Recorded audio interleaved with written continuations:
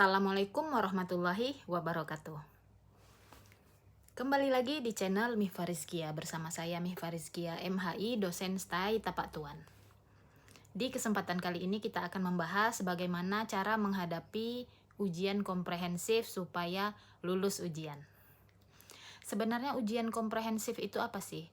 Ujian komprehensif adalah ujian yang digelar oleh kampus ya, oleh dosen secara komprehensif untuk menguji pemahaman mahasiswa tentang mata kuliah yang selama ini dia pelajari.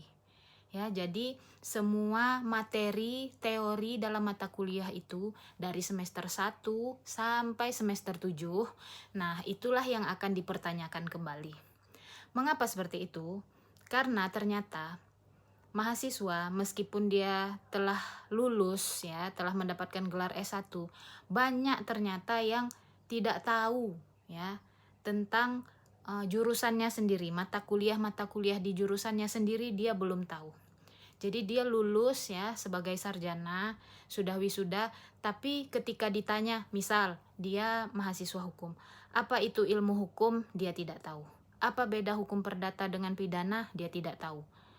Misal ditanya apa itu nikah, dia tidak tahu. Rukun nikah, syarat nikah, dia tidak tahu. Karena hal inilah makanya digelarlah ujian komprehensif ya, supaya sebelum mahasiswa ini lulus ya, itu kan digelar di akhir ya, setelah habis mata kuliah ya. Jadi diulang kembali, ulang kaji kembali, diharapkan untuk menghafal kembali, memahami kembali tentang mata kuliah yang dulu-dulu sudah diajarkan. Jadi ketika sudah bisa ya, termasuk di sini tes baca Quran juga ya. Kalau di kampus agama, kalau sudah bisa barulah dosen dengan lega bisa meluluskan mahasiswa ini untuk dia berhak ya untuk mendapatkan gelar sarjana. Oke, selanjutnya kita bahas ya apa saja yang harus dilakukan dalam rangka menyambut ujian komprehensif. Ya, biasanya kampus akan memberikan modul ya berisi kisi-kisi pertanyaan dalam ujian komprehensif itu sendiri ya, apa-apa saja yang bakal ditanyakan oleh dosen. Biasanya meliputi mata kuliah institusi ya, mata kuliah prodi atau jurusan.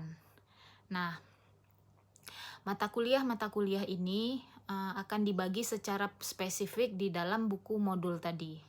Nah, tapi ada juga kampus yang tidak memberikan modul ya. Jadi di sini saya akan memberikan tips ya apa-apa saja yang bakal dipertanyakan. Ya, ringkasnya adalah semua mata kuliah dari semester 1 sampai semester 7. Jadi bisa kita ambil yang penting-pentingnya ya. Misalnya kalau jurusan hukum keluarga Islam, itu yang pasti ditanyakan itu apa itu fiqh munakahat, apa beda ilmu fiqh dengan usul fiqh. Nah, ditanyakan juga tentang fiqh ibadah ya. Nah, tentang tata cara bersuci ya, wudhu, sholat, puasa, zakat, dan haji. Nah, materi-materi itu yang akan dipertanyakan juga ya. Jadi memang perlu sedikit menghafal di sini ya, ulang kaji dan menghafal. Nah, sering juga mahasiswa mengeluh ya, wah banyak sekali Bu yang mau dihafal ya. Jika kalian telah mendapatkan disematkan gelar sarjana setelah nama kalian ya, itu sebenarnya adalah tanggung jawab yang berat juga terhadap keilmuan ya, kemampuan kita dalam keilmuan yang sudah kita ambil itu. Makanya lah memang banyak yang harus dihafalkan. Makanya tidak disarankan untuk sistem SKS di sini ya, sistem kebut semalam. Tidak disarankan karena ini harusnya memang belajar dari jauh-jauh hari. Kalau kita dengar bulan depan ujian komprehensif, jadi dalam sebulan itu ya memang kita harus mengulang kaji terus ya. Yang paling penting itu tahu pengertiannya saja, pengertian dari mata kuliah A, pengertian dari mata kuliah B, pengertian dari mata kuliah C, sampai pengertian dari mata kuliah Z ya. Dan yang kira-kira penting tentang jurusanmu itu, apa-apa saja mata kuliah yang memang penting ya, itulah yang harus diketahui betul begitu. Kan begini ya logikanya, tidak mungkin lah mahasiswa jurusan hukum tidak tahu pengertian hukum. Beda pidana dengan perdata tidak tahu, tidak mengerti, ya, belum memahami. Ah, itu kan tidak mungkin ya. Begitu juga jurusan hukum Islam tidak tahu apa itu syariah, apa itu fiqh, apa itu hukum Islam. Nah, hal-hal seperti itu ya yang sangat tidak boleh ya. Tidak boleh tidak tahu kalau mau menyandang gelar S1 tersebut.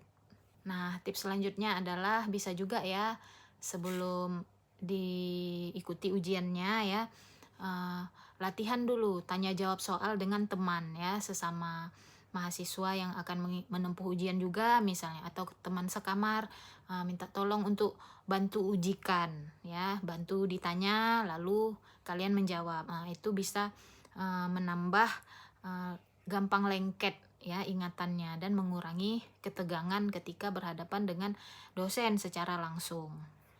Oke ya, semoga video ini bermanfaat dan semoga semuanya bisa menghadapi ujian komprehensif ini dengan maksimal ya, bisa belajar dengan maksimal. Oke, sekian dulu video kali ini. Wabillahi taufik wal hidayah. Wassalamualaikum warahmatullahi wabarakatuh.